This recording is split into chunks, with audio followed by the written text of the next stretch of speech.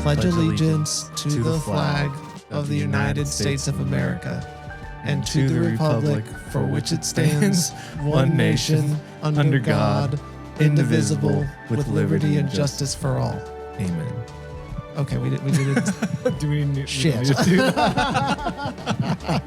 Hello, folks, and welcome to Wind, Reel, and Print. My name's Ryan. And my name's American Kevin. American Kevin. I am not American Ryan. Today we did the right thing. We plant the flag. Yes, we said the Pledge of Allegiance. Oh yeah. As you should. You should start your day. You start every day. Yeah. You hang up your 6 foot by 10 foot American flag on a backdrop stand, and say the Pledge of Allegiance. And you say the Pledge of Allegiance. Then you put it away. Yeah. Never letting it touch the ground. Never. When you do it, or else you have to burn it. Damn. Especially this is kind of like a synthetic material, so it'd be so bad. Cancerous.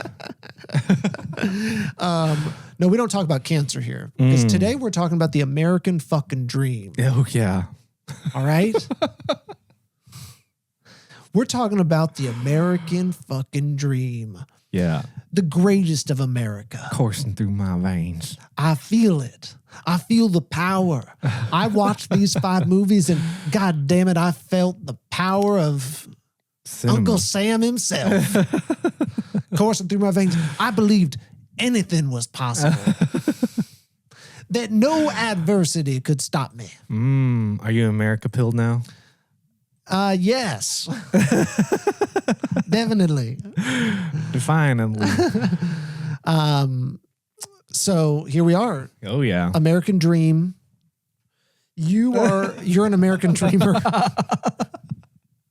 Part 1 of our multi-part series looking at America through the lens of cinema. Yeah. And we start with the American Dream. Yeah. Which felt like the right place to kind of give us like, I don't know, like a defining entry course. point. Yeah, exactly. Like a taste of the Kool-Aid, if you will. Sure.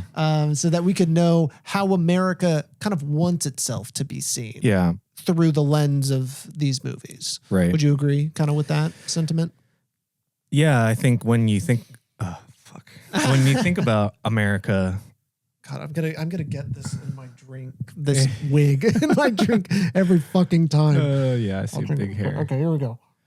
When we're talking about America, like American Dream is sort of the label for its culture and identity and like how it decides to like spread that across the world. Yeah. And I think when you look at film, it's basically used as a propaganda tool to express those things, right? It's a good way to think about it. Yeah. So like I think there's like sort of an academic understanding of what the American dream is. And I think a couple of these movies are kind of speaking to that. And then there's also the kind of like broader imperialist impacts of like what the American dream is and what propaganda can really turn into, I suppose. You're talking about in this episode? Yeah, in this episode. Yeah. So yeah, I guess what the films are. Yes. If we should I think so. Gracious. And you know what? And something to also think about is like all of these are post World War II films. Sure, yeah. So I think that's also a really good, because that is Speak on it, Rand. Let's be fucking real. America thinks it is the America of World War II. Right. You know, ever since then. Like it got major props for being a part of the war against the Nazis and to defeat fascism. And we, not on this episode, we're not going to talk about any of the negatives of what happened after. But we defined ourselves off of that, off of our place in that, and like what we did. The police sort of role that we hold. Yeah, exactly. In the world stage. Definitely that, and that we're spreading freedom. Yeah, we are spreading the American freedom everywhere. Yeah, we're spreading the American ideals. All right. We're drinking our beer. Yeah, we're shooting our guns. Dogs. We're eating our hot dogs. Yeah. And we're doing our thing. Football. Yeah, football. You said that kind of funny. and soccer. We don't like soccer here. No, that's for pansies. Yeah, fuck soccer. What you doing running around like that? Kicking things? Yeah. You ain't touching each other and pushing. You ain't slapping your friend's ass. Yeah. Putting your hands into his butt. Okay. Once again, Kevin's the king of taking it one step further. That's what you do in football. You put your what? The quarterback, they always talk about like when you go under center, they're like, where do you put your hands? And so they're like, oh, right on the gooch. Oh. You put it right on the gooch. Let them know you're there. Oh, God. I did not know that. The second knuckle. Oh, nice. I'm like, yo, what? Homoerotic much? No. We don't do that here. Sorry, yeah. We don't do that here. Yeah. But yes, all these movies are post-war. So that's something to think about, is that we're also kind of like defining what the American dream is. Yeah. Because I think there is a pre and post World War II America. Let's talk about that in terms of like American history, like pre-World War II, and like how much we define the American dream by this, but also like where that comes from historically. You know what I mean?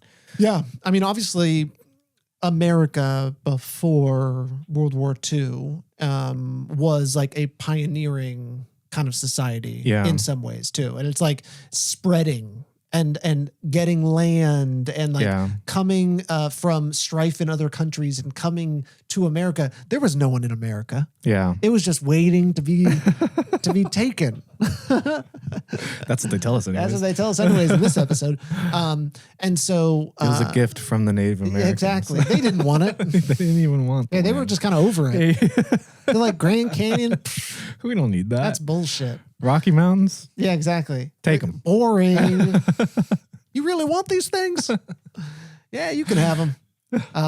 So it was kind of about, getting your own plot of land. Yeah. The individual, the like starting your own life and making it was even something that began around that time. And you could say that was the start of the kind of American dream that we know now. The manifest destiny. Yes.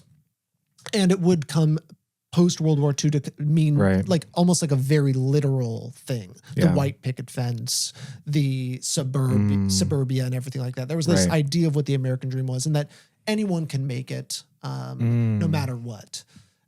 Yes, you'll face strife and you'll face difficulties, but an American is tough. Yeah. An American doesn't cry. They fight, and they usually do it for a woman. Yeah. Or for the love of the game. Game meaning baseball. Oh, yeah. Not dildos. I think the mute button. Started turning on.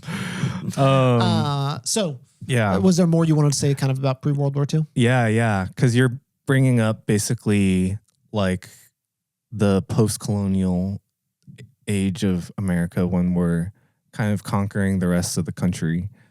Going from the eastern seaboard into like Midwest and then far west and stuff like that. But I would almost go even further back. No, right? No, I can't. No.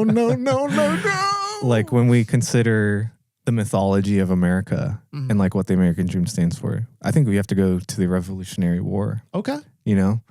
And this like kind of standing up to kings and overthrowing the government and creating our own society, so to speak, right? True. And it would go on to be like there was a lot of revolutions happening at that time. The French Revolution would happen shortly after. The Haitian Revolution, I think, happened before. Right before, yeah.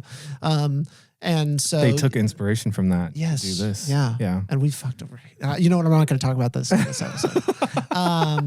This is the good episode. Yeah. The nightmare's all gonna the be, good things. The next one's going to be fun. Next one's when we get to really talk. Because we're glossing over a lot of stuff right exactly. Because we're just, hey. Yeah. We're looking at the glossy buildings. Yeah. And we're not going on the street level yet. Yeah. We're looking at the skyscrapers. Yeah. I think that's a really good place to look at it too. Is it was obviously there was the literal like no taxation without representation, but it was like, hey, we're going to make our own way. You're treating us like shit. We're not going to take it anymore. Yeah. And that collectivism, the American spirit you're kind of talking about. Yes, exactly. Because I think, like according to Wikipedia, like tenets of the American dream originate from the Declaration of Independence, the Constitution, like these documents that we have define like what our principles are, the life, liberty, and pursuit of happiness. Yes. All men are created equal, things like this. Yeah. And then so Wikipedia kind of talks about how the definition of the American dream sort of changes over time. And you were kind of mentioning this as well, as like you kind of start out with ideas of democracy and liberty and equality.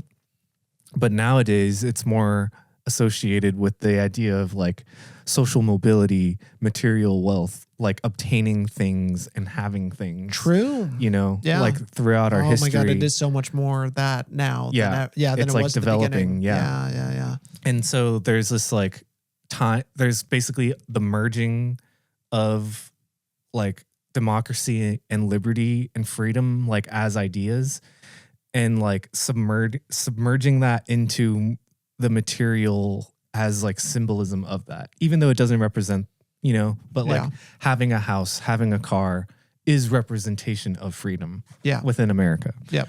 You know what I mean? Yep. The drive. Yeah. Literally. So I think when we look at that kind of definition, I don't know. I feel like whenever we chose these movies, that was more or less the central sort of idea behind it, right? Is like the material stuff of the American dream, the social mobility. Like that, that's definitely a huge part of it. And then like I would say 3 of those feel like really appropriate. Yeah. And then 2 feel like propaganda. Yes. Propaganda is good here though, folks. Yeah. I think that's a propaganda. Yeah. One is kind of teaching you that, or 3 of them are teaching you like, hey, to get the American dream is hard work. Yeah. Probably more honest to what that means and stuff. Yeah. And then the other 2 are just like, hey, what is American ideals in movie form? Yeah. Versus like literally looking at like they almost like exist in like a fictional world. Yeah. I'm guessing Top Gun Field of Dreams. Yes. Those ones, there's no talking about social anything. mobility. No. I mean, I guess Field of Dreams has a money problem. Like he is at a certain point dealing with like, oh, how are we going to do this? But that's so in the background and they don't care. Yeah, no, he's not stopping his dream. Let's just say that. You could say Top Gun is like trying to achieve for something Certainly. more. Yeah. It's definitely like, hey, I'm going to win this thing. That's very American. Right. Yep. Be like, all right, if you back-to-back World War champs. Yeah. If you ain't first, you're last. Yeah. Shout out Ricky Bobby. Okay, so we haven't even said the 5 films. Yeah, I know. So first one, It's a Wonderful Life, 1946. Yes, Frank Capra. The classic Christmas movie that so many people watch. Yeah. Oddly, they would play this a lot, like in school for us. Oh, for like around that time. Yeah. Oh, like Christmas stuff. I didn't watch it until like I think 2016. Crazy. So I was 24. Yeah. The first time I watched it. Probably seen this like 4 or 5 times in my life. Yeah. So I like it doesn't necessarily have like this like deep connection to my childhood as it does for a lot of people, but I get it. Yeah. This one fucked me up. Yeah. Fucked me. We'll get there. The next one is Rocky. Yeah. 1976. 30 years later. Yes, it is it's 30 years later after that, and it is the 50th anniversary because this is a bicentennial movie. Oh, yes. True. They talk about that in the movie. They do, because that's kind of the point of the fight is January 1st, 1976. We're having this fight. Yeah. Whatever. Sylvester Stallone. Yes. In an almost infamous in the way it was made. Yeah. And the actual creation of it is infamous to the American dream as well. Very similar. Art it's meta. Imitating life imitating art. Yeah. Yes. So we have Rocky. Then we have I'm just going in order of Top Gun. Time. Top 10 Gun. years later. Wow, that's funny. So crazy. This is kind of weird, actually. Yeah. But Field of Dreams, no. Yeah, it doesn't work. We get 2 in the 80s because the 80s feels very American. America. Yeah.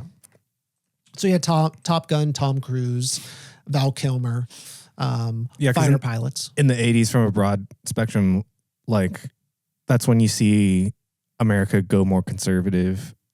Yes. And like fall back into their American values and stuff. So jingoism and everything like that. And just like rah America. Yeah. Small government, all of these things. And trickle down economy. Yeah, exactly. Yeah.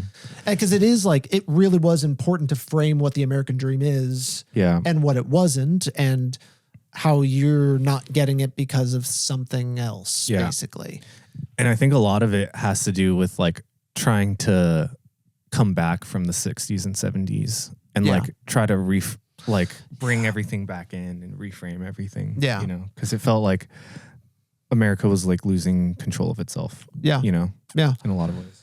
Yeah, because the 60s were breaking it. Vietnam broke it in a lot of ways, or was tearing it apart. Vietnam civil rights, like you get like everything happening all at once. Yeah. It was a cultural revolution. Yeah.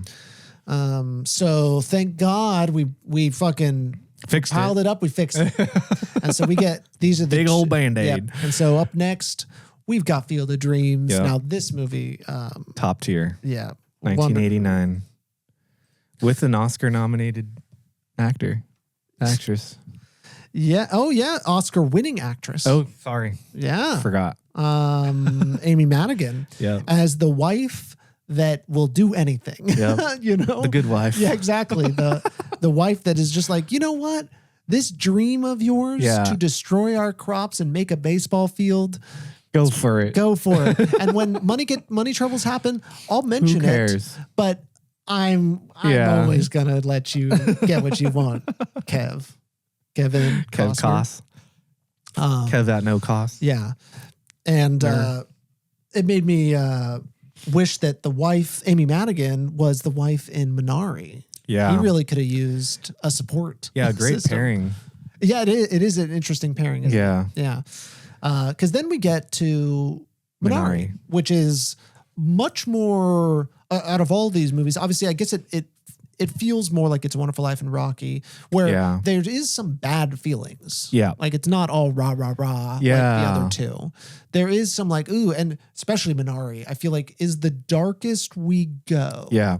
Obviously, Rocky has the most honest. But yeah, there's some fucking Rocky's not honest. Yeah, exactly. But Minari, it feels like honesty. It's about the first one of these movies that isn't white people. Right. It is like about the immigrant experience. Right. And I think it's in the 80s is when it takes place. Based in the 80s, yeah. Yeah. So it also kind of speaks to everything. Totally. Yeah. So we kind of like land on, It's a Wonderful Life, which is like post-war defining this. Also, though, talking about a time before the war. Right. It's all these other times, basically. Yeah. And then it ends up getting to. Because It's a Wonderful Life is like Great Depression, right? Yeah. It's Great Depression for a point. Yeah. And then that's kind of where it's kind of early on there. Yeah. And then it ends basically when World War II ends, because his brother gets the Medal of Honor and shows up at the Christmas party or whatever. Right. And then Rocky is kind of like bicentennial. Yeah, bicentennial. And then the rest are 80s era, either made or themed. Right. Wow. Which is like when you really, when you really get the America like feeling. Yeah, exactly. Yes. Wow. Yeah. Look at that. Like we planned. Yes, exactly. We do kind of sometimes stumble into these things. So, and let's be real, it was actually kind of hard to figure out what we were only going to do 4 movies for all of these, but then it was like, we kind of just was like, we'll just go all in. We'll do 5. Well, I think we had It's a Wonderful Life, Rocky, Top Gun, and then Minari and Field of Dreams were like interchangeable. We're going to watch Minari and think about whether to add. And then the next episode, American Nightmare, had a similar situation. Where it was like, oh yeah, maybe we swap this in. Right. But it just felt like Field of Dreams speaks to what like the American vibe is. Yeah. I don't know about the American dream per se, even after watching it. I mean, like if it's relatable to Minari, maybe there's an argument that it is, but like just baseball and like fatherhood and Midwest like aesthetics. Like it just it's American values. Yeah. You know? And maybe that's almost like what this episode is too. Like American Dream, I think it's just another way of saying American values. Yeah, totally. For this episode. Right. And it's like the what ethos. It means to be American. Yeah. Yeah, the ethos, the fighting, the struggle. Yeah. You know, for your dream. Pick you up by your bootstraps. Yeah, totally. Yeah, all of these has everyone struggling to get their dream. Yeah. They're struggling to find their dream, which I guess many movies are that. Yeah. But these movies so explicitly so. Yeah. Definitely. Yeah. Like framing it within that kind of structure, like story structure. Yeah. Yep. Totally. Did you have a favorite? Ooh. Or so I guess like thinking about America, like which one do you feel like speaks to this theme most? Maybe is a better question. Yeah, let me think, because it is, or speaks to your America. Oh, okay. So maybe like a which one I think has the personal touch. Sure. The Ryan DNA in it. Sure. Yeah. Something like that. That's a great question. It probably is It's a Wonderful Life. Yeah. I would say out of all of these, I think that. To be honest, I think a little too much sentimentality in like the Top Gun Field of Dreams direction can be like detrimental. It's not really the Ryan recipe.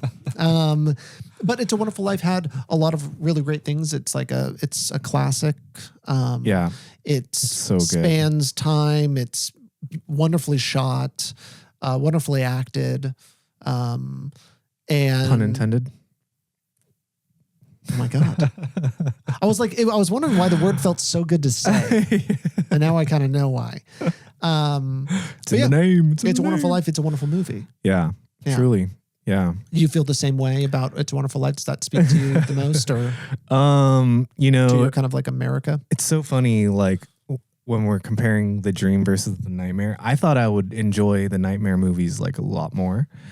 I rated on average these movies higher.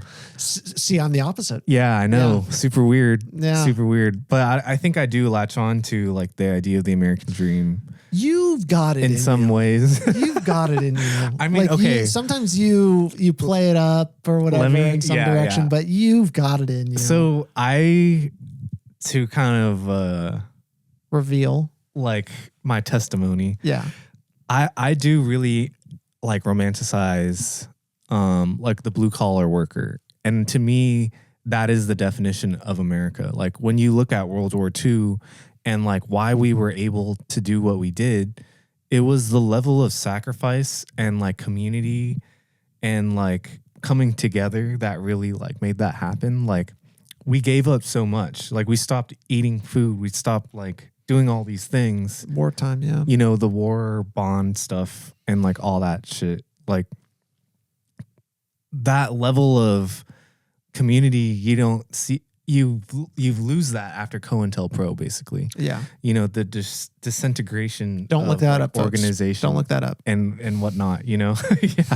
Flag yourself. Yeah. Don't. Yeah, well, there's that too, but also we're trying to keep it light in here. Oh, yeah. American dream. Say it 3 times fast. Yeah. So I definitely, like, when I watch these movies, you get that spirit in it of, like, the down on your luck kind of trudging through the daily and trying to make it through your shit, you know? Yeah. Especially in It's a Wonderful Life, Rocky and Minari. And I really like Field of Dreams in the way it's expressing those things as well. Like the Midwest kind of American man. You know, there's something like charming about that in a lot of ways. Yeah, I mean, it is like what it feels like ingrained in us to want a little farm. Yeah. I want to have a little farm. Right? Yeah. You kind of want this thing, and it is certainly the Midwest did a heavy amount of painting of what the American dream is. Yeah. There's so much about it that is so much a part of the American definition. Yeah. that you kind of find that that's where so many of these characters come from that are in these movies, the East and to the Midwest, especially. Yeah, like The Great Gatsby. Yes, exactly. Yeah, The Great Gatsby is a perfect movie that could exist in both of these. Yeah. American Dream and American Nightmare. True. But it does feel kind of that's the American absurdism. Exactly. Right. Yes. Is the balance. Yeah. Yeah. So yeah, I see. Yeah. Of all the ones that are like, so, because it also Field of Dreams isn't like being so American, like in its like presentation. Sure. Because we could say Top Gun extremely, like there's American flags everywhere and everything. Yeah. Minari, definitely. Yeah. There's a lot about America and doing that. And then I think, I guess It's a Wonderful Life and Rocky, not really. I mean, Rocky somewhat. I think, yeah. The bicentennial. Yeah, that in the way, but other than that, kind of feels like. I mean, he's like a blue collar guy. Yeah. And he's trying to make it. Yeah, I guess I'm more talking about like America, literally as like a tool, a storytelling tool almost. Right. Like the flag, all these things, and certainly Rocky has that. It's not so overt, though. Yeah, not as overt. I think It's a Wonderful Life does, in its kind of chronicling of American mythology, like the Great Depression, World War II, like all these things are so important to our identity and stuff like that. Yeah. So, It's a Wonderful Life. You've seen it a number of times. Yeah. This time, you said you got hit with a ton of bricks. Yeah. So for context, I watched it after Afterlife and Synecdoche, New York on the same day. Nice. And it does feel like all three of those movies are hitting very similar things. Yeah. Like reflecting on your life, like your kind of in a supernatural way too, which is interesting. Yeah. Confronting your own death and everything. Yeah. And I don't know, I think It's a Wonderful Life does it the best. Like obviously it's like Christmas Carol, but it just hits more within this context for me. It's like it's Christmas Carol plus. Yeah, because it's so much more. It's Christmas Carol for the last 20 minutes. Almost. Yeah, because it's giving you all this context of who he is. Oh, and like the sacrifices that he has to make, and that to me is like the Americanness, right? Mm-hmm. It's like you give up your dream to do this very mundane thing but it's the responsibility of your family and taking care of everybody in the community, doing the right thing. Like he's kind of forced his hand into doing this thing and looking out for other people, and the amount of times he's had to like save people's asses and stuff. Yeah. And then I think for me, it's like that ending scene when everybody's giving him money back. Yeah, I cried. I fucking sobbed. Like it's not even enough to say I cried. Yeah. I was like, you're wailing. Like, oh, it's that one. Yeah. Like deep. Like having, oh my gosh. Yeah. It really got to me, like that to me, I think is what I miss in America today. It's like people are so close-minded and individualistic, and we don't have any of those things anymore, like the level of community and like organization and stuff. Yeah. I feel like the anti-communist movement destroyed America. Yeah. Yeah, I mean, and especially with the fall of the Soviet Union, America won. And so America got to dictate the terms now of the new world, new world order. And it basically was like, hey, our way or the highway. Yeah. Yeah. Democracy rules. Yeah. Democracy. Well, shit. We're talking about the America Dream episode. I know. It's so hard. It's so hard. I'm trying. I'm trying to unleash on the next one for sure. Oh, yeah. We're going in. So, yeah, I guess like, I don't know where this conversation is going. Yeah. I can keep us going on a certain thing. I was just going to one at a time kind of go through these. Sure. On them. Rocky. Yeah. I also really like this one. Yeah. For similar reasons. Jeez, it's dark. It's like dark, there's a like it's also like just so real. Yeah. Like it's gritty. Yeah, it's very gritty. It's about, a guy trying to get out of you could say the slums. Like they're kind of like living out on the outskirts of town. Like this is New Hollywood. Yeah, yes. Yeah. And you can clearly see the Altman influence and all of these things. And the way it's shot. that's what I was going to say. And to think the cinematographer would go on to do The Karate Kid and The Karate Kid 2. That same director as well. They worked together. But honestly, they didn't do much. Like that is like that elevated. But that was the thing is like you when you watch a boxing movie now, it would not like, I bet you Creed looks very different than this. Yeah. Like it's digital. Probably, exactly. It's so much more in your face. Yeah. It's all of these things. This is like wide, letting the scene play out. It's like the coverage. It's like theater. Yeah, exactly. Yeah. The coverage is not there that much. Yeah. Which is great. Exactly. It definitely feels like it's taking a lot of influence from Mike Nichols. Yep. I'm getting that a lot. And just kind of like letting these wild personalities play out. Yeah. I guess you could say that's a Cassavetes thing too. I think I wrote in my review, like, it feels like a Cassavetes movies that doesn't know how to act like Cassavetes. Yeah.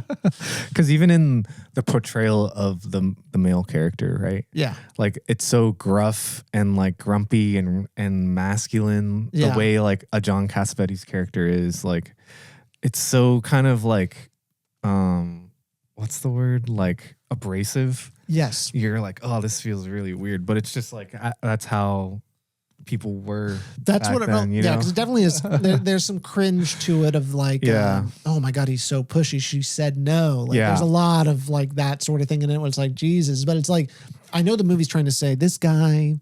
He's trying. He's trying. He's a good guy. Haven't you seen how he treated that little girl and told her not to be a whore? Yeah. Wasn't that beautiful scene? Yeah. So it's got a lot of things like that. It definitely feels like it's from another time. Yeah.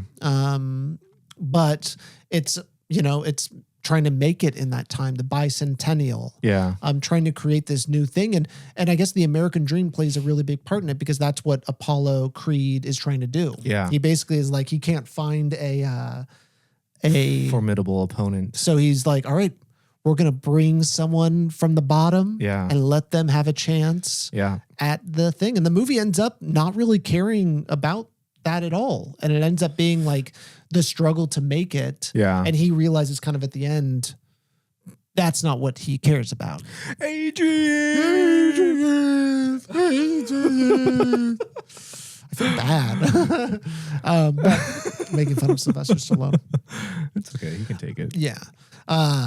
But yeah, I mean, and like, for those of you that don't know, very interesting story of how it's made. Also a very American dream story. Sold his dog just to get some of the funds to make it, and then bought the dog back at the end. Crazy. Yeah, I know. So there's a lot of things like that. Like, to get this movie made required a lot of sacrifice. Yeah, a lot of that, and a lot of just like, I don't want to say gruff, but working hard. Yeah. And getting your hands dirty and doing the tough shit. Yeah. To make your dream a reality. Rags to riches. Yeah. Rags to riches. Yeah. And that's so it plays out in a very meta way and in the film. Great boxing scenes too. It's very well done. Yeah, and especially thinking about like kind of the other big boxing movies that would come out kind of around this time, Raging Bull being one that would come out a little after. Yeah, I mean, I think it's just like, it's a really cool, boxing is just a really cool film. Yeah. Theme idea. Sweaty. Yeah, it's very sweaty. You can really play that up. And you also just get a lot of really body. Yeah. And you get some buff guys on screen. Yeah. Hell yeah. Love it. Yeah, that's America. Big sweaty buff dudes. And I think it does speak to, sports being such a huge part of American culture. Yeah.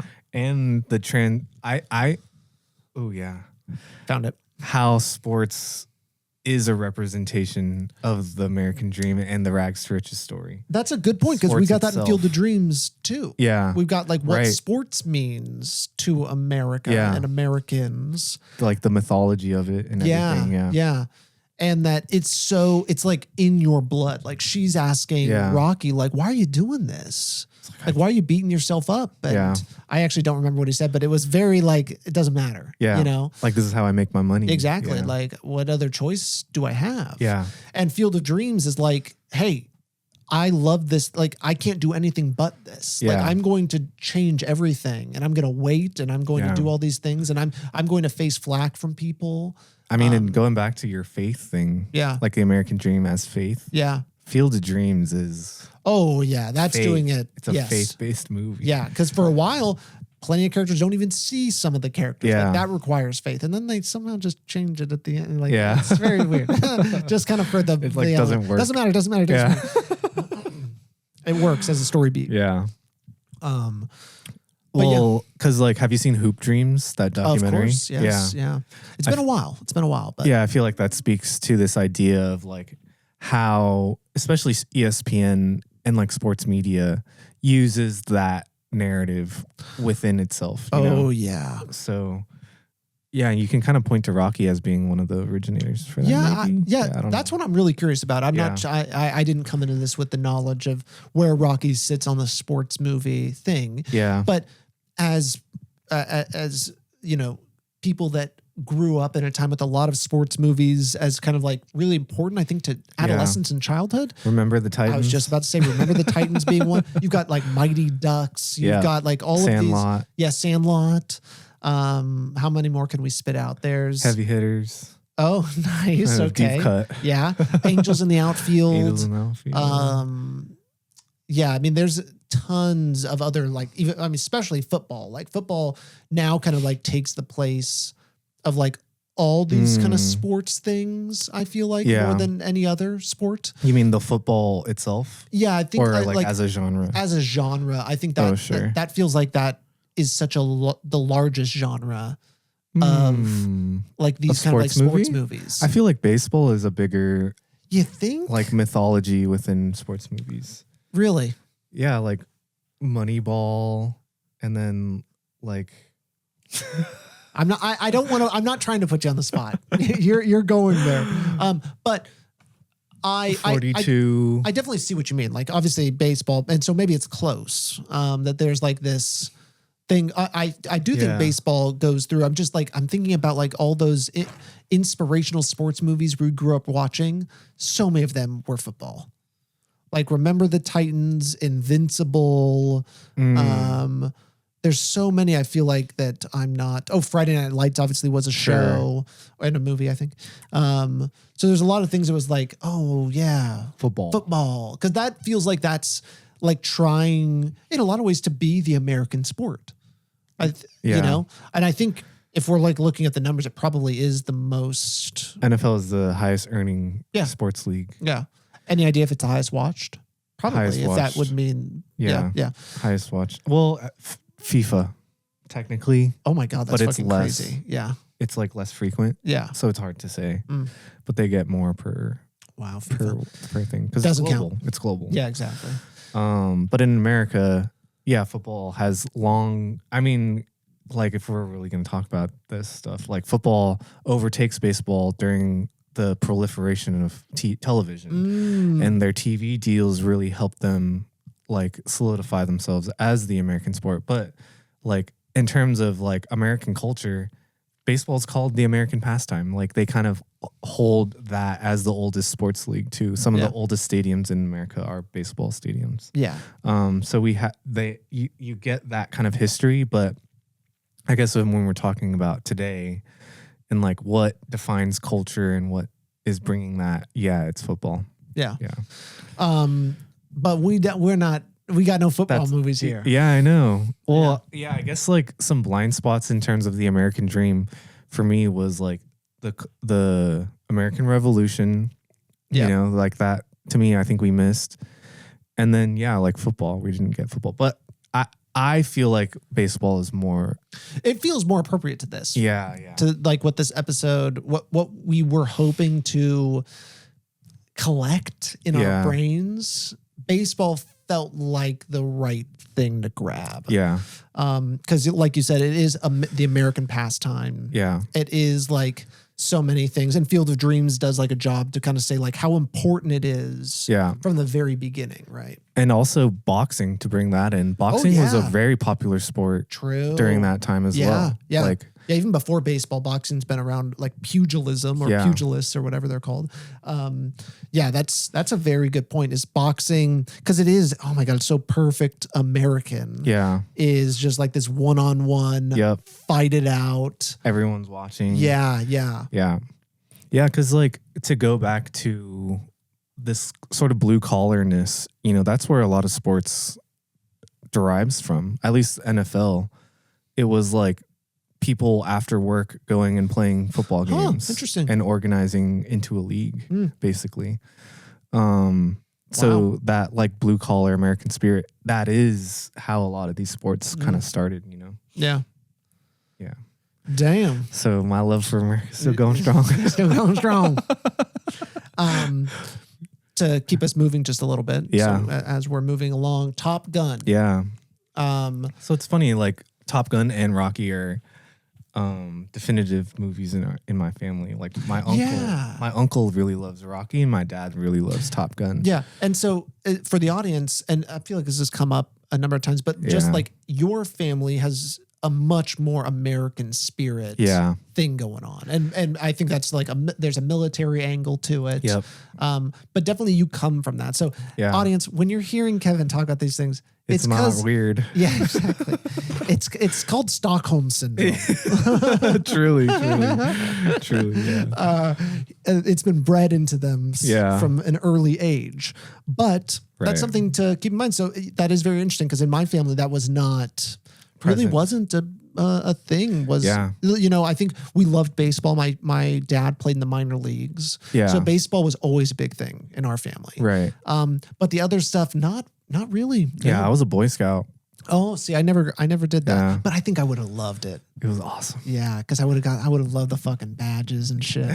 Collecting. Yeah, all the exactly. Things. Yeah. Oh yeah, that's totally. I would have loved that. See, I didn't really do any of that. I didn't go to any of the scout meetings or anything. We just our troop was like so big. We had sects, like little cliques and stuff, and so we were the high adventure backpacking sort of group, and we would just do that. Oh, that's cool. So I was just more of like outdoorsy, kind of going on backpacking trips and hikes and stuff. Nice. Yeah. But sorry, Top Gun. So you said your uncle. My uncle liked Rocky. Oh, liked Rocky. Okay, but your dad liked Top Gun. My dad likes Top Gun because he was in the Air Force. This is the Navy, but he was that's a very common misconception. Yeah. Yeah. Is that this is Air Force. It's Navy, which is very interesting. I was kind of like, oh, because this is the first time I've watched this movie. Oh, okay. Yeah. It's because, they're on the craft. So. Yeah. They're on the aircraft carriers. Yeah. The craft. Kevin's acting like they know what they're fucking talking about. I don't. Let's land on the craft. Sorry. Kraft mac and cheese. Kraft mac and cheese. So I want to know, like, what is it your dad loves about this? So he was in college during the 80s. Oh yeah. If I remember reading correctly, like the military service influx happened basically after this, especially in the Navy, I imagine, and probably Air Force. Yeah. So more people joined the military after this movie. Yeah. But he was in the military already. Oh, he was already? Okay. Yeah. So I think that was part of it, was like a movie showing his life as he was living it, basically, right? So he lived a life just like that, huh? Yeah. I mean, when I think of my father, I think of him in this way. Oh, I bet he's very happy you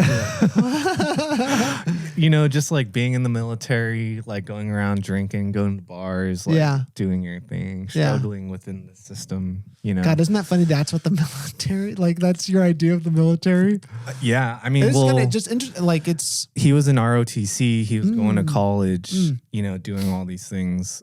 And like, he would go to training and like have all these weird little social events with like the Air Force and stuff like that. Yeah. And so much of his like social life is like built around this thing, and how he carries himself and whatnot. And he quotes this movie so much, like so many things that he says to us is like from this movie, I feel like. Oh, that's interesting. Yeah.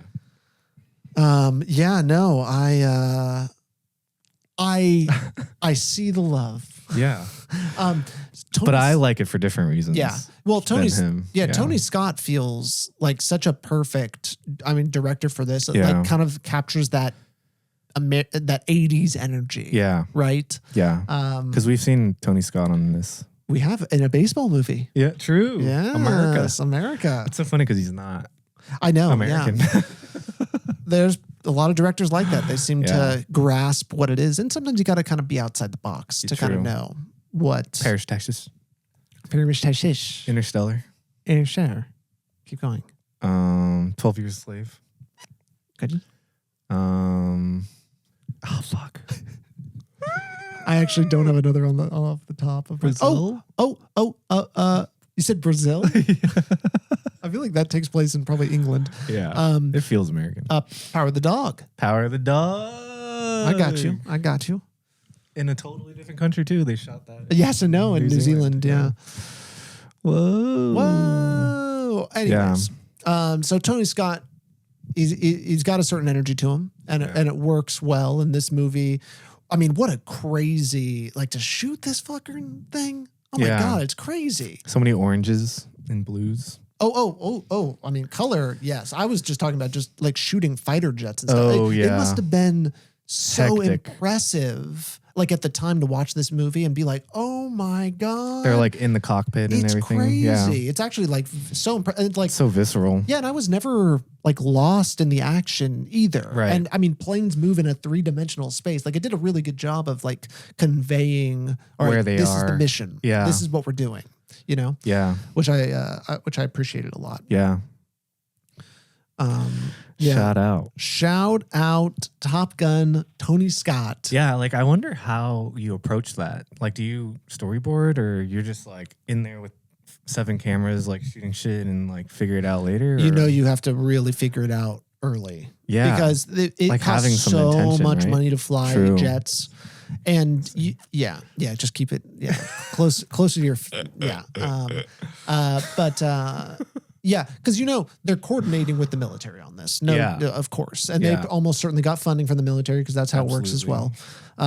So it requires you can't use any of their fighter jets or anything without permission. Oh, okay. Like they have to be involved. Okay, well that makes sense. So there's so much coordination going on with this. So yeah, I imagine it is storyboarding, but it's also like, let the camera run. Yeah. Like there's a few shots where I was like, oh, I think this is from an earlier sequence. I was kind of seeing stuff like that because it would just show one plane kind of doing something.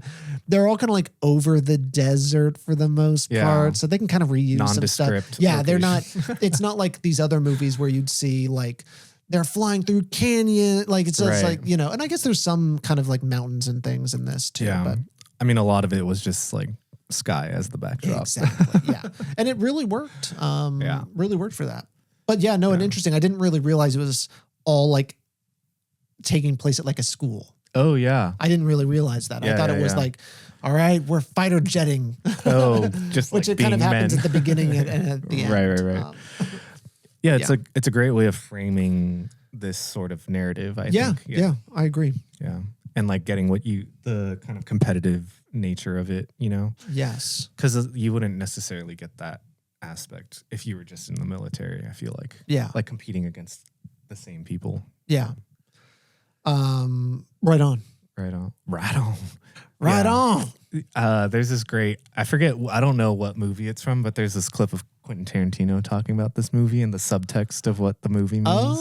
Yeah. Because there's like a homoerotic vibe to it. I didn't really get that, but yeah, I could imagine it. Yeah, from a semiotic kind of standpoint, like academic reading, like there's stuff about like her wearing the leather vest at a certain point and eschewing femininity, and that he's more attracted to like masculinity, and that like who is it? The Iceman, he's like representative of the gay man, and like as Quentin Tarantino, going the gay way. Yeah, is that what he said? Yeah. Nice. So there's a reading of this of like a gay man coming out of the closet, kind of a thing. Yeah, you can make a movie about anything, and then it could be meant.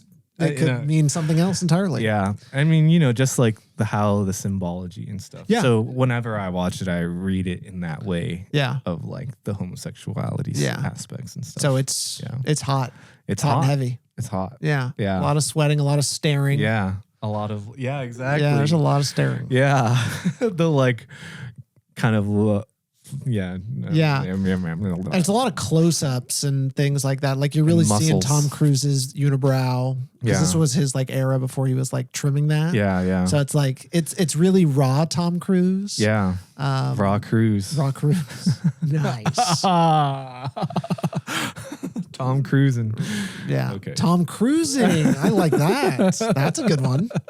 Tom Cruising. Yeah, because there's in I'm Totally Fucked Up. Don't they have the little subtitles and they call out Tom Cruise? I don't remember that. Or is that Nowhere? It might be Nowhere because I don't remember that. Okay, sorry. It's okay. It doesn't matter. We'll get to that movie one day. He's kind of like mythologized as a homosexual man. Oh, yeah. I mean, he's kind of short. Like there's this idea of like this like homosexual. Yeah. Because it's the opposite of what the kind of big man, burly man stereotype is. And then you have this other one, and that was always just like, that's gay. That's just this other thing that's queer or whatever. Right. And pansy. Yeah. And Tom Cruise is like, it feels like he's like really trying to buck that in a lot of ways. Very masculine, like things that he does in movies and movies that he's chosen. Yeah. Especially like Mission Impossible and things like that. Especially after where he comes from, where he's kind of like infantilized, I would say. Yeah. Like early in his career. Yeah.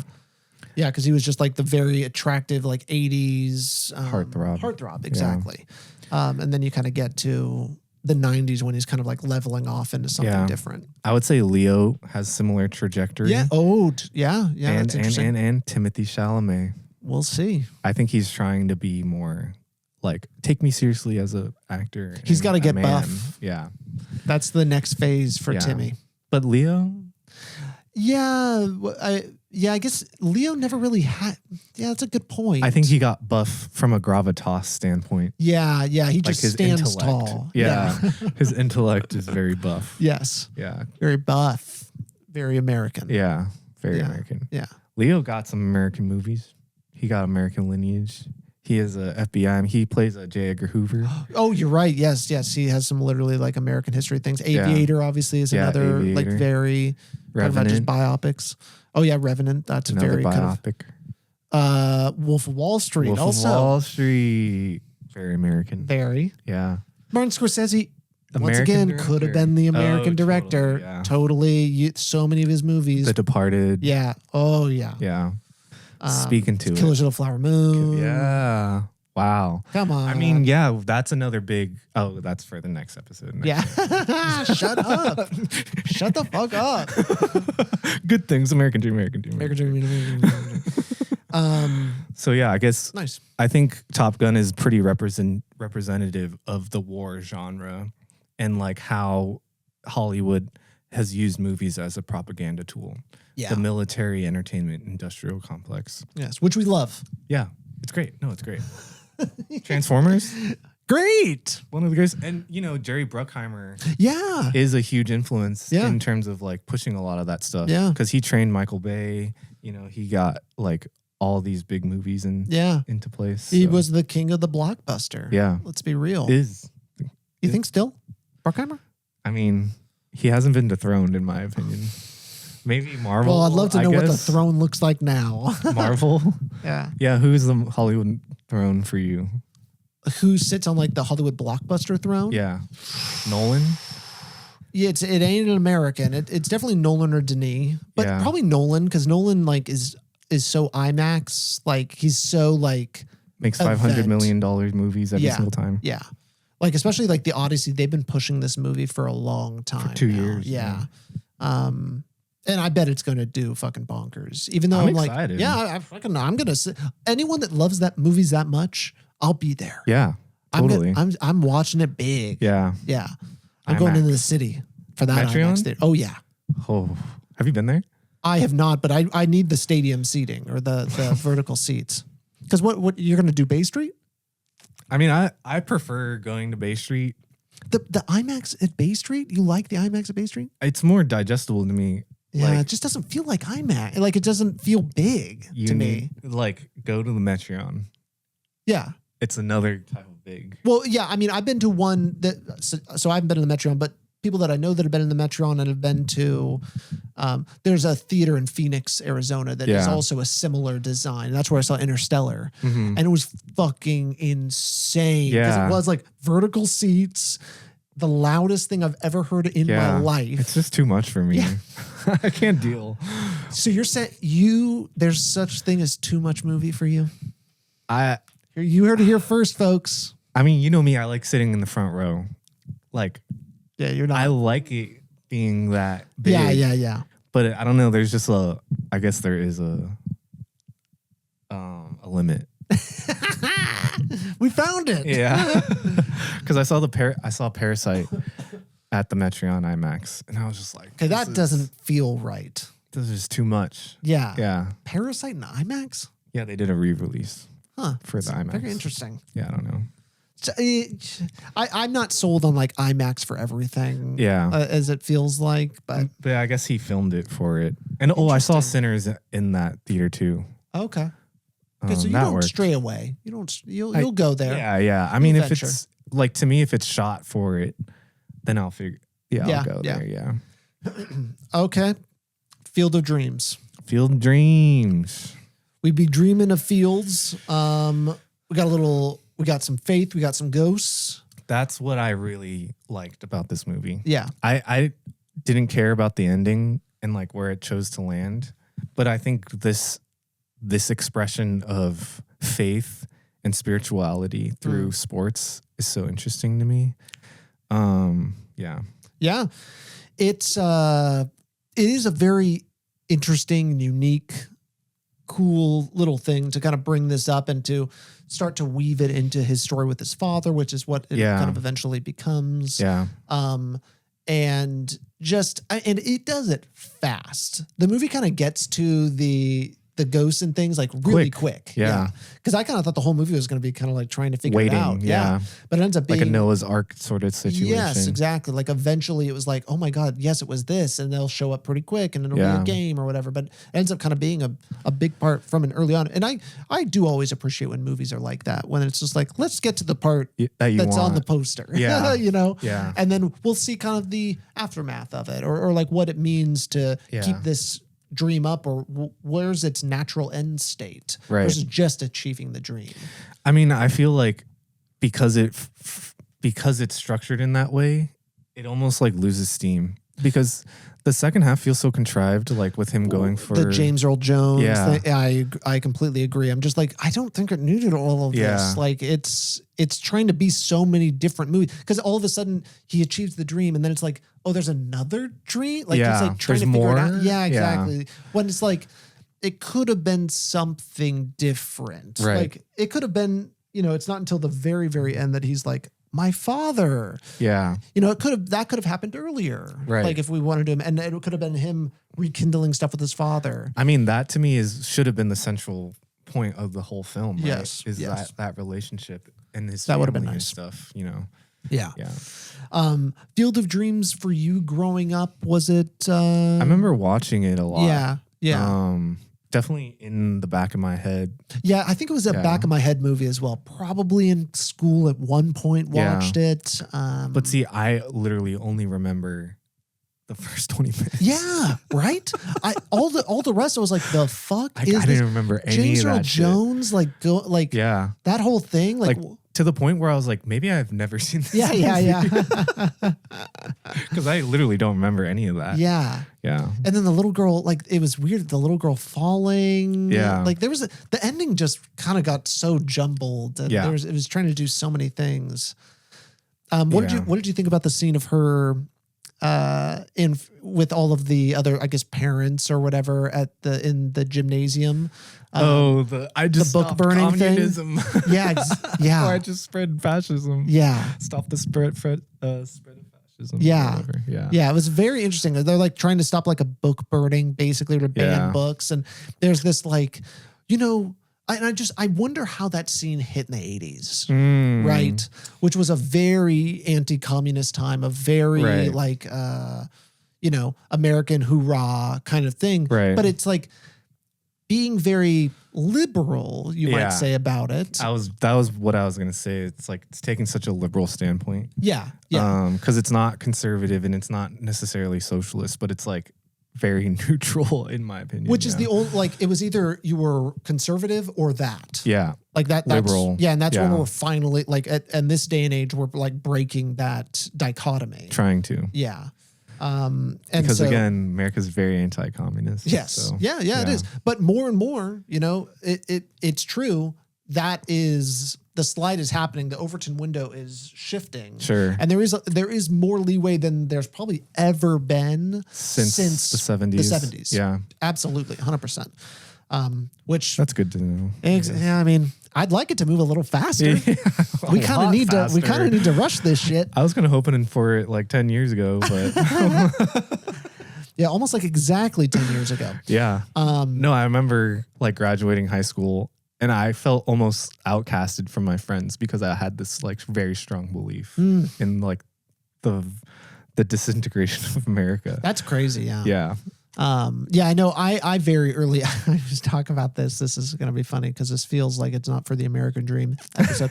But I remember when I did the, on Facebook, when I got Facebook in high school, you could pick your influential people. Oh yeah. That you were like inspired Karl by. Marx. Yeah. Mine was Karl Marx, Einstein, and Steve Jobs. The craziest bunch. Isn't that crazy? But you can kind of see like pocket libertarianism. Yeah, exactly. Like I definitely like at first I was like libertarianism was like Ron Paul was like an interesting thing to me. Yeah. Like I was like, oh, but then, you start to dig in and you're like, oh my God, no. Yeah. And then you start to realize like, okay, what I want is actual freedom. Yeah. And that doesn't mean no rules. That doesn't mean Yeah. and that's not even what anarchism is. Like that's what libertarianism is. Like anarchism is still like there's still workers' councils. There's all these things. Yeah. What I wanted was what real freedom is. I don't think freedom is freedom to drive your car with diesel gas and all this. Yeah. Freedom to me is freedom from want and freedom from worry. Yeah. And that's what I think is possible. Buddhism. Yeah. But it's only possible. I mean, I love America. Okay, I got to do it. I pledge allegiance to the flag. Say 3 pledge allegiances. Yeah, exactly. Get back. That's for another time. I know. It's so hard to like not talk about it. Yeah, because it is just, it's part of it. Yeah. Yeah. The balance. Yeah. Let's jump over to Minari. Yeah. You had seen this before? I did, yeah. Okay, yeah, because I would not have thought to put this on the list. Oh, really? Just because I genuinely didn't know what this movie was about or anything about it. Right. So it was like a moment. Yeah. During the pandemic and stuff. Yeah. And definitely Asian representation. Yeah. Which was like finally taking some... like it was finally like happening on kind of a bigger scale. Yeah. At a certain point, because they were greenlighting a lot more movies around this time. Well, I think you have to look at the Korean film industry as having an influence. Ooh, very good point, actually. Yeah. Because that was happening. Was right before this. Yeah, and true. I think from what I know, like having Parasite allowed this to be greenlit. I think. Yeah. And obviously Steven Yeun, he was already big because of The Walking Dead. Yeah. And so that was probably like, if we could, having this guy attached was also probably really good for it too. And there were some of the actors in this are big in Korea. Like they're huge actors. So like having all that star power, like allowed it to kind of be successful, Yeah.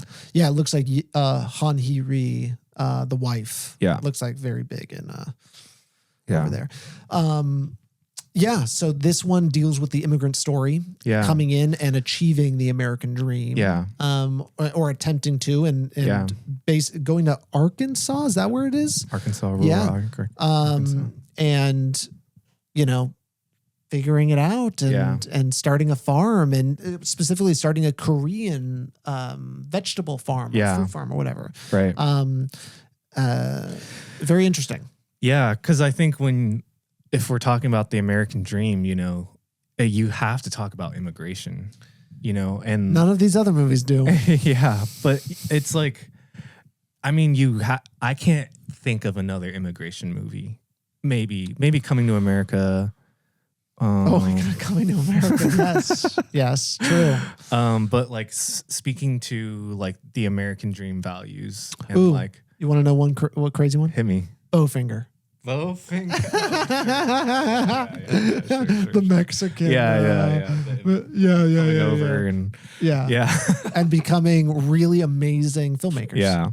Yeah, talking about all these directions things. Anyways. Yeah. Yes, but the immigration story is not told, especially not told of the Asian experience, right?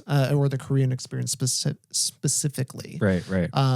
Which was, like you were kind of saying, having its moment in that time, right? I think Crazy Rich Asians would also come out relatively soon. Before? Yeah. Okay. So that was also another big moment, I imagine, to getting some of these things moving. Yeah.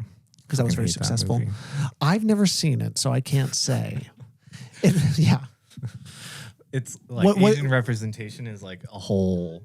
I think representation to me is like such a sticky conversation because it's like it was a huge political movement, and then it becomes kind of taken over by like corporations and stuff. And I think like what does it actually mean to have representation is a better question. Right. And like when you look at what representation was supposed to be, it was like having doctors that were black, having like, the president be, it was about like seeing the possibilities of what you could be through the representation of it in your real life, and then I feel like because film is like literally like the active representation, like intrinsically, it gets kind of pushed into film talk, right? We need more quote unquote representation on film. Yeah. But the way Hollywood is performing that to me is like it's like has a negative effect on the community, right? Yeah, exactly. Because then you get like kind of what you're saying is like, but then it's also like, hey, representation is going to come with good shit and bad shit. Yeah. And that's kind of part of it too. And it's like AI. Yeah, yes. It's like you need to have the good and the bad. Yeah. Yeah. So at least we can be happy that there's some of that, because I like I've heard before, like I'm for women's rights and women's wrongs. Yeah. Sure. So it's sometimes it's like that in the way I think about it too, is like, thank God for representation, but it is a double-edged sword because what are you representing? Like who are you letting represent it? Right. Because it feels like blaxploitation after a while. Yeah. Like, or what is problematic about blaxploitation or whatever from an industry standpoint, right? Yeah. Because it starts as like black independence film, but then it's like, okay, we can make money off of this, Yep. And I think that's what like, Mulan and Lion King and like whatever other Shang-Chi, like they're all just using identity as a way to sell the movie. Yeah. Which I think is wrong. Yeah. Minari though, good. Like at least it centers like the kind of experience as like as a deeper story. Like it is the story. Right. Is the Asian experience. It's not just shoehorned in there to get some points. Right. Exactly. Yeah. And like having it be a personal thing from the director, it speaks more to the honesty and authenticity of this experience and stuff. Yeah. It makes me not want to start a farm. I'll tell you that much. I want to start a farm. That looks hard. But it's like that's the American dream. Yeah. The American dream. It's like it is hard and you have to fight through adversity and overcome obstacles. It's not, if it was easy, everyone would be doing it. Wow, someone's American pilled. I'll just say that. I'm getting some serious America pillage. Yeah. I mean, I like this America where you come in from another country and start your own business and have to figure it out and overcome a lot of these things, language barrier, culture shock, XYZ, versus like the tech the tech fascist representation of the American dream, where like I started out of my parents' garage and created a multi-billion-dollar exactly, company. all by myself. Yeah. It's like that is the American dream that I feel like is false, and like, you know, because this isn't about, I mean, I don't know, I guess, I was just thinking about like materialism and consumerism and like how that ties into this movie, I guess. I don't think they got there. Yeah. You know, I think that there's too much struggle to like really get to that question, but you know, materialism is a big part of this because they live in a place that is kind of shit, and they like it's breaking down. It's all these things, the water, all this stuff. It's like really simple stuff. I mean, that's the crux of their conflict. Yeah. Is that she wants a better life. Yeah. You know, and that is materialism. It is. Basically. Yeah. In the end, it is trying to achieve this goal. Yeah. And like, it's also like doing it. It's so American. In, you know, you could, for this episode, I'm going to say in a good way, this individualistic American, right? Because he is not asking for help. You know, if anything, he doesn't want help, and it's like it's his responsibility. He brings kind of the religious guy kind of into the mix, right? And it really does not want anyone wants to do it the hard way, basically, right? Even when it comes to the water, he's like, I'm going to do it myself. I'm not going to get any help, or whatever. And then in the end, kind of realize like, oh, I should have just help is good. Like, why not? Yeah. But you know, if we take any lesson from this, it's that. Or this is like, do it yourself. Fucking. Well, I was going to say, it's like speaking to this idea of individualism versus collectivism. That is the real American battle. Yeah. Yeah. Truly. Yeah. You know? Yeah. 100%. And from these movies, I think individualism is great. It's strong in all of these. Well, and It's a Wonderful Life, like, definitely gets there to the end where it's like, okay, community. Well, do they all actually kind of get to, in the end, like community? I think Rocky, Rocky also is Top Gun, just getting rid of the individual. Top Gun? Yeah, because what do you think? They all come together. You can ride my tail. Oh, yeah.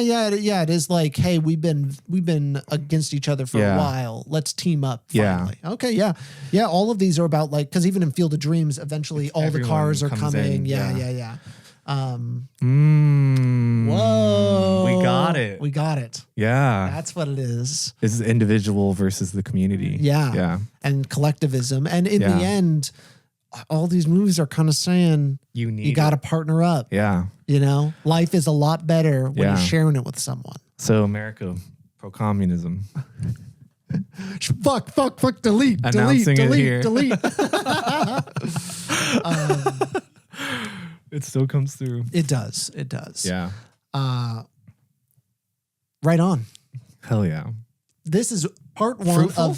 I think. Yeah. Part one of 5 parts. Yeah. We are just getting started. Yeah. On this was a great start to this though. Yeah. Like to set the standard for where these next episodes are going to go. Sure. Now I think we're really in the American mindset. Yeah. Because now we can apply this lens. I'm excited to apply this lens to genre, director, and movement. Yes. Because American Dream and American Nightmare are kind of like they're the appetizer to everything. It's like the red and the blue lenses on the 3D glasses. Whoa. And then you get more really definition. Great. Yeah. Yes, that's actually really, really good. Yeah. Yeah. Yeah. American. Whoa. Yeah. Great job. Damn, I actually really love that idea. So those are the lenses of our 3D glasses as we go and we see, just basically through that perspective, look at Western, Robert Altman, and New Hollywood. I think it's going to be wonderful. I'm so excited, Folks, all right. One more Pledge of Allegiance. Allegiance to the flag of the United States of America and to the republic for which it stands, one nation, under God, indivisible, with liberty and justice for all. That's a wrap. Bye-bye.